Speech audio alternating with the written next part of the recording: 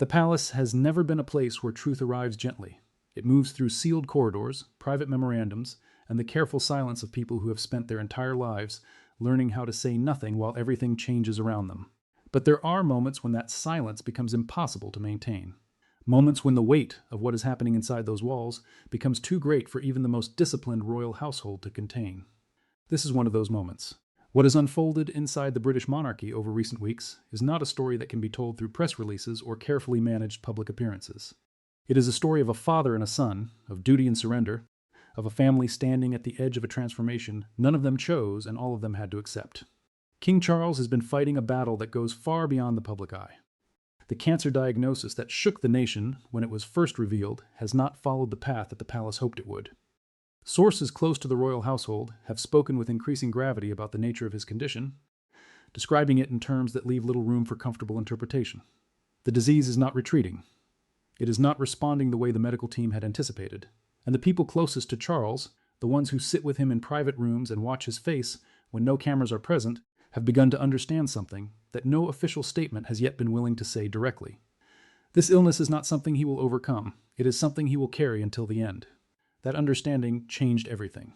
Because a monarchy cannot function on uncertainty. A nation cannot draw confidence from a crown that is in doubt. The institution that has survived wars, scandals, abdications, and centuries of pressure requires one thing above all others, and that is the clarity of knowing who is in command. When that clarity begins to erode, the consequences do not stay hidden inside palace walls. They spread outward into public trust, into government relationships, into the very idea of what the monarchy means to the people it serves. The question that began forming in the minds of senior royals was not whether Charles was still loved. He was. It was not whether his service to the country had been meaningful. It had been. The question was whether the institution could afford to wait, and whether waiting itself had become a form of failure. Princess Anne was the one who brought that question into the open. The Princess Royal has always occupied a particular place within the royal family. She does not soften things. She does not move around difficult truths in search of a more comfortable path. Those who have worked alongside her over the decades describe a woman who processes reality with a precision that can feel almost brutal, but that precision has also made her one of the most trusted figures within the household. When Anne speaks, the people around her know that what she is saying is not shaped by sentiment or political calculation. It is shaped by her reading of what is actually happening and what actually needs to be done. So when she chose to act, the people who received her words understood immediately that this was not palace noise. This was not a rumor dressed in official language. This was a woman who had looked at the full picture and concluded that the moment for hesitation had passed. The recorded private statement she delivered to senior royal officials was not long. It did not need to be. The content was precise, the language was controlled, and the meaning was impossible to misread. The abdication process was complete. William was preparing to step forward. The reign of King Charles was moving toward its close, not because of death, but because of a decision made in the interest of the institution. Both men had spent their entire lives serving. The word abdication carries a particular weight in British history. It is not a word the monarchy uses casually. The last time a British monarch abdicated, it sent a tremor through the institution that took generations to fully absorb. For Charles to have reached the point where that word was being applied to his own situation, where the machinery of royal transition was moving forward under his name, required a convergence of pressures so significant that even those within the palace who had hoped to avoid it found themselves without an alternative argument to make. Charles did not arrive at this point quickly. The months that preceded Anne's confirmation were filled with the kind of internal struggle that never reaches the public because the palace works extraordinarily hard to ensure that it does not. There were private medical consultations that delivered news the king absorbed without public reaction. There were quiet conversations with his most trusted advisors about what the coming period would realistically look like. There were moments when he studied the demands of the role he had finally claimed after a lifetime of waiting and measured them against what his body was now capable of giving. The crown had always been his destination. He had shaped himself around its requirements, carried its weight in preparation before it was formally placed upon him, and understood its demands in a way that perhaps only someone who had spent decades as heir could fully understand. But the crown is not a symbol. It is a daily commitment. It is briefings and audiences and decisions and appearances, and the constant, relentless requirement to be present in a way that serves not the person wearing it, but the country watching it. And Charles was beginning to understand, with the honest clarity that serious illness forces upon even the most determined people, that his ability to meet those requirements was diminishing. The question was not whether he would eventually be unable to continue. The question was when he would acknowledge it, and whether he would acknowledge it before the institution paid a price for his delay. It was during a private succession briefing, a meeting designed to prepare the royal household for the management of leadership continuity, that the situation reached a point of no return. Charles had entered that room carrying everything he had always carried: the discipline of a man trained from birth to place duty above personal comfort, the weight of a diagnosis that had shifted from manageable to something far more serious, and the awareness that the people in that room were watching him with a specific kind of attention. They were not watching to see if he was well. They were watching to see if he was still capable of leading. The emergency leadership transfer papers were on the table. Documents of that nature are not placed in front of a monarch casually. They represent a serious institutional assessment that continuity planning must move from the theoretical to the active. Charles reached for the pen, and then he stopped. That pause lasted only seconds in real time, but inside that room, it lasted much longer. The people watching understood immediately what they were seeing. They were not watching a king who was uncertain about the paperwork. They were watching a man who was confronting, perhaps for the first time with full and undeniable clarity, what signing those papers would mean. It would mean the life he had built around the expectation of the crown was entering its final chapter. It would mean that the waiting was over, but the ending was not the ending he had imagined. William was across the table, and he saw everything. The prince did not speak immediately. He is not a man who fills silence with noise, and in that moment the silence was doing something important. It was making visible what everyone in the room already knew, but had not yet been forced to confront directly. When William finally spoke, he did not raise his voice. He asked his father a question that cut through every layer of ceremony and protocol, and landed in the space where Charles existed not as a monarch, but as a person. He asked whether the hesitation was about duty or about fear. The room went still in a different way after those words. Not the controlled stillness of professional discipline, but the raw stillness of a moment that has changed the emotional temperature of everything around it. Charles did not answer quickly. His face tightened in a way that those present later described not as anger, but as the expression of a man who had been seen more clearly than he was prepared to be seen by anyone, let alone by his own son. William stepped back slightly from the table, and Anne, who had been watching all of it from her position in the room, understood in that movement exactly what had happened. The heir had stopped waiting. He had looked at his father across the reality of the situation and named what no one else in the room had been willing to name. And in doing so, he had changed the nature of the conversation permanently. Anne moved carefully in the days that followed. She did not act impulsively, and she did not act alone. She gathered the full picture, spoke with the people whose assessments she trusted most, and reviewed the documented accounts of what had happened in that briefing room. Then she sat with the weight of what she understood, and made a decision that she knew would cost her something personally. Delivering the kind of confirmation she was preparing to deliver meant becoming the person who made an irreversible thing irreversible. It meant that whatever grief Charles carried afterward, whatever sense of loss accompanied the formal acknowledgement of his transition, she would be the person associated with forcing that acknowledgement into the open. Anne accepted that cost because she believed the alternative was worse. She had watched the monarchy absorb uncertainty before. She had seen what it looked like when the household was sending mixed signals about who was in charge, when the public was receiving careful language that was designed to avoid a direct answer, when the people responsible for the daily functioning of the institution were unsure which direction to orient their work. Uncertainty does not stay contained. It finds every gap in the structure and moves through it, and the institution could not afford that. So Anne delivered her statement, and the world inside the palace shifted in a single afternoon. William heard the words and did not allow himself any visible reaction that could be misread. The people who were present in the moments after he received Anne's confirmation described him as controlled in a way that looked almost inhuman until you looked at his eyes. He understood what had happened. He understood what it meant for his father. He understood what it meant for himself. And underneath all of that understanding was something that none of the formal language of monarchy has a vocabulary for: the grief of a son who had not wanted his arrival to come wrapped in his father's surrender. Catherine was with him, and she was the one person in the building who was not watching him to see how he would perform. She was watching him because she knew him, and she could see what the controlled exterior was carrying underneath it. She had been preparing herself for this moment in her own quiet way for a long time because she is not a woman who waits for events to surprise her.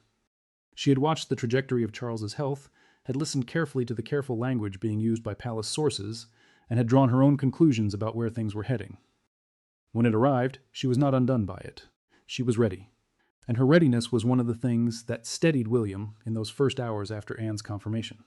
She did not tell him that everything would be fine, because she is not a person who offers comfort that is not true.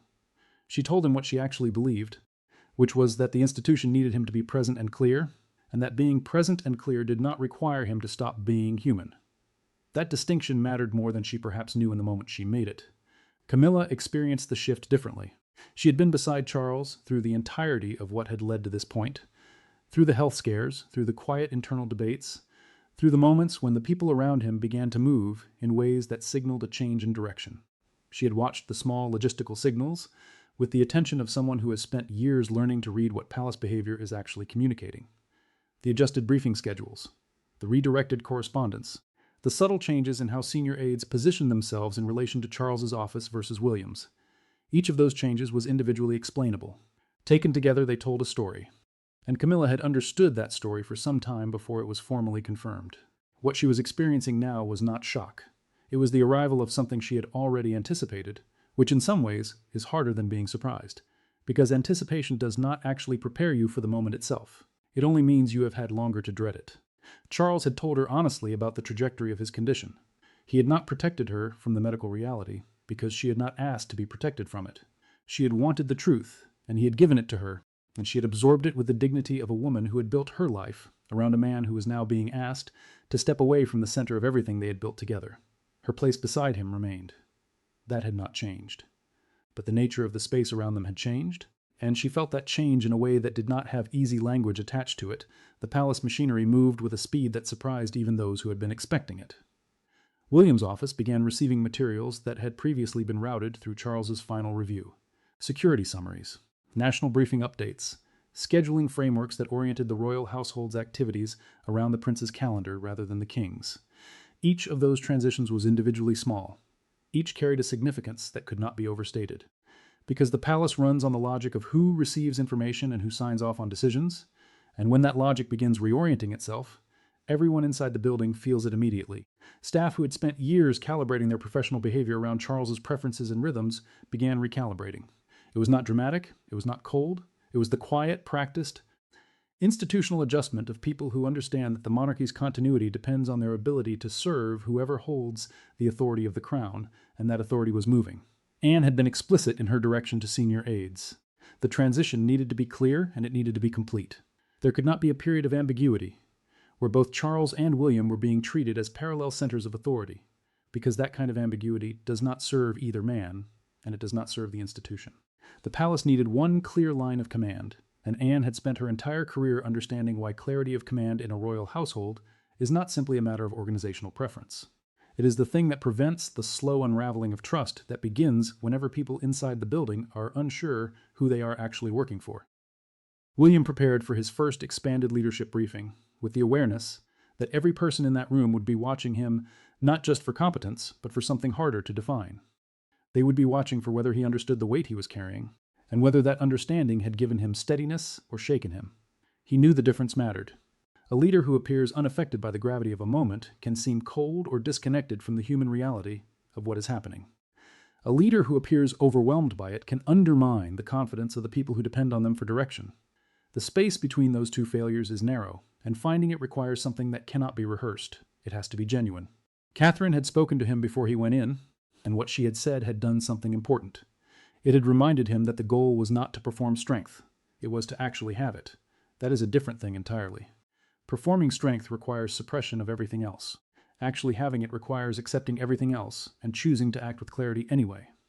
He walked into that briefing, carrying the grief of what had happened to his father, the awareness of what was now being asked of him, and the understanding that the people across the table needed to see that he could hold all of it and still function. He did. The people present described him afterward as someone who had clearly done the internal work that the moment required, not someone who was pretending the moment was easy. Someone who had looked at it honestly and decided that honesty was not an obstacle to leadership, but the foundation of it. Charles spent the first days after Anne's confirmation in a way that people who love him found difficult to witness. He had expected this. He had understood intellectually that it was coming. But there is a particular kind of grief that arrives when a thing you have anticipated for a long time finally becomes real, and it is different from the grief of being surprised. When you have been preparing yourself, when you have rehearsed your acceptance of something and told yourself you are ready, the moment it actually arrives has a quality of devastating precision that your rehearsal could not fully capture.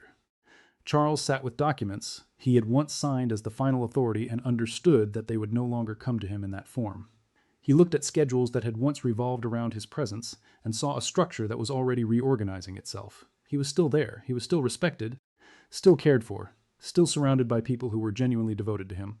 But the center of the institution had moved, and the center of the institution is not a sentimental thing.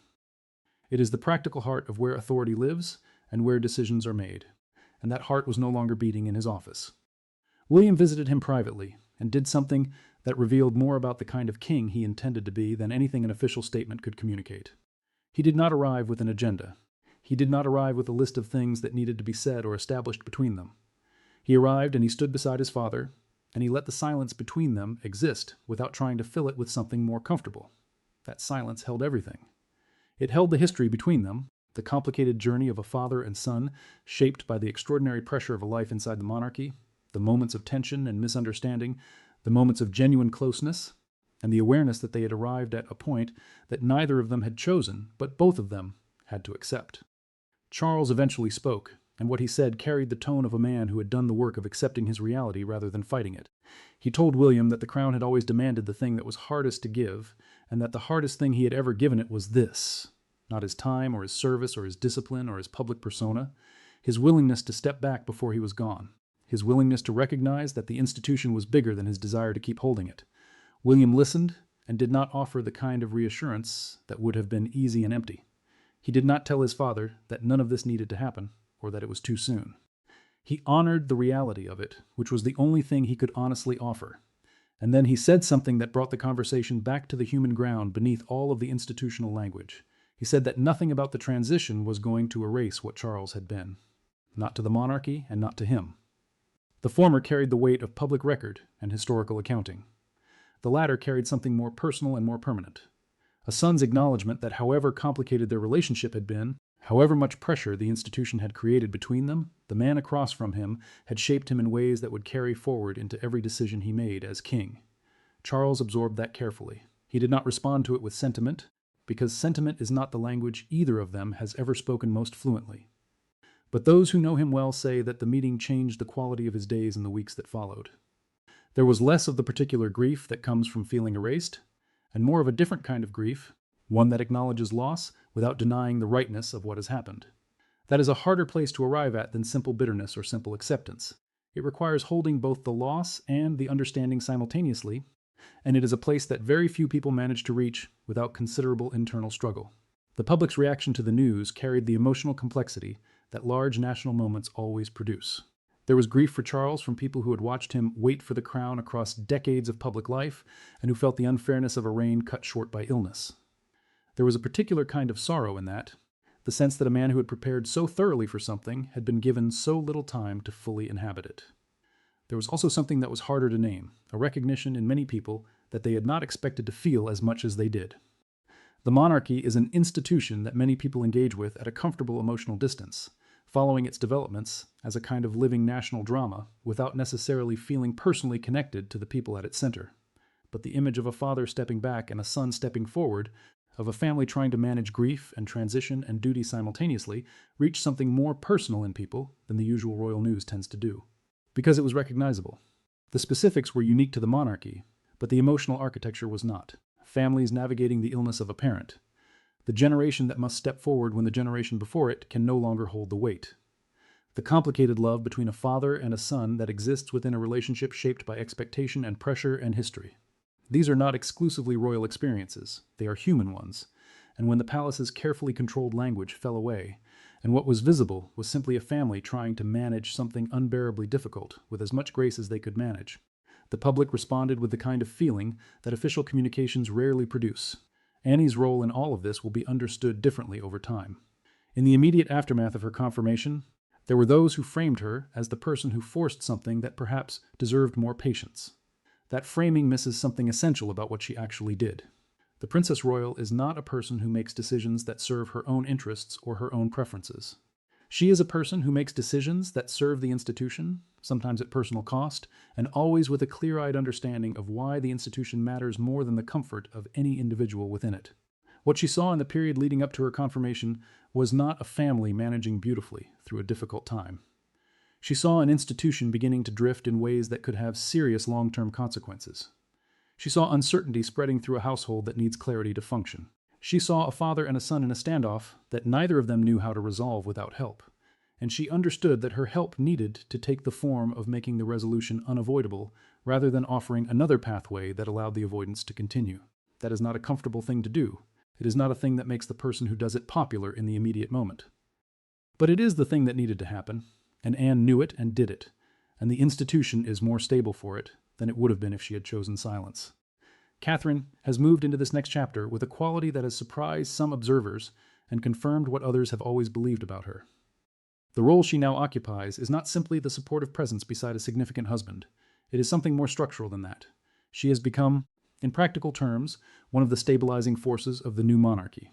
Her judgment, her understanding of how the institution needs to present itself to the public, her ability to read the emotional temperature of situations that are developing rapidly, these are not incidental qualities that happen to be useful right now. They are the qualities that the monarchy is going to depend on as William's reign finds its footing. She knows this. She is not performing awareness of it. She has absorbed the reality of what is being asked of her with the same discipline that she has applied to every other aspect of her life inside the royal family, which means she has looked at it honestly, understood what it requires, and decided that what it requires is something she can and will provide. She is also aware of the cost. The life she had built with careful intention, oriented around her family's well-being, and the protection of a degree of privacy that the monarchy does not naturally offer, is going to change in ways that are not reversible. The scrutiny that attaches to the monarch and the person beside the monarch is of a different order than anything she has experienced before, and she has experienced a considerable amount of scrutiny already. She is not naive about what is coming. She is simply choosing not to let what is coming determine how she moves forward, because that is the only choice available to her that she can actually live with. What the monarchy now looks like, in the weeks after the confirmation that changed everything, is an institution that is finding its new shape. The outlines of that shape are still forming. William is learning the daily reality of an authority that is no longer theoretical. He is receiving the briefings, making the decisions, and inhabiting the space of the crown in a way that is different from any preparation he could have done. Because preparation is always preparation for something you have not yet done, and the thing itself carries dimensions that preparation cannot fully anticipate. He is discovering those dimensions in real time, and the people around him are watching to see how he handles them. So far, those who are in a position to observe closely describe a man who is serious about the responsibility in a way that goes beyond the performance of seriousness. He understands what the institution requires of him, and he is committed to meeting those requirements, not because the crown demands it, but because he believes in what the crown is supposed to represent, and he wants his reign to actually represent it. Charles is finding a different kind of existence inside the palace than the one he occupied as king. He is still there, he is still cared for, he is still surrounded by the people who love him, but the nature of his days is quieter, and quieter is not a simple thing for a man who spent his entire adult life oriented around the demands of public duty. He is learning to inhabit a space that is defined less by what the institution requires of him and more by what he actually wants for himself, and that is a process that will take time and will have difficult moments alongside the easier ones. Camilla is navigating her own transition with a characteristic combination of privacy and grace that has defined her public presence for years. The precise details of her internal experience are not available to the outside world, but those close to the family describe her as someone who is managing the shift with a realism that serves both herself and Charles. She has always understood that the monarchy is larger than any individual within it. She is living that understanding now in its most personal form. The crown has moved. The reign has changed. The family that carries the monarchy forward into whatever comes next has survived a transition that could have fractured it, and the fact that it has survived is a testament to each of them, to Charles for finding the grace to let go, to William for finding the steadiness to step forward without cruelty, to Anne for finding the courage to make the truth unavoidable, and to Catherine for finding the quiet strength to become the foundation beneath a man who needed something solid to stand on. The institution that emerges from this transition will carry the marks of it. History rarely moves cleanly, and the marks left by difficult passages are not always signs of damage. Sometimes they are signs of how seriously something was taken, of how much was actually at stake, and of how much was genuinely felt by the people at its center. The monarchy has always survived because it has always found, in the people who carry it, the capacity to absorb what history demands and continue. It has found that capacity again, and the reign that begins now will be defined not by the smoothness of its arrival, but by what it chooses to do with everything that arrival cost.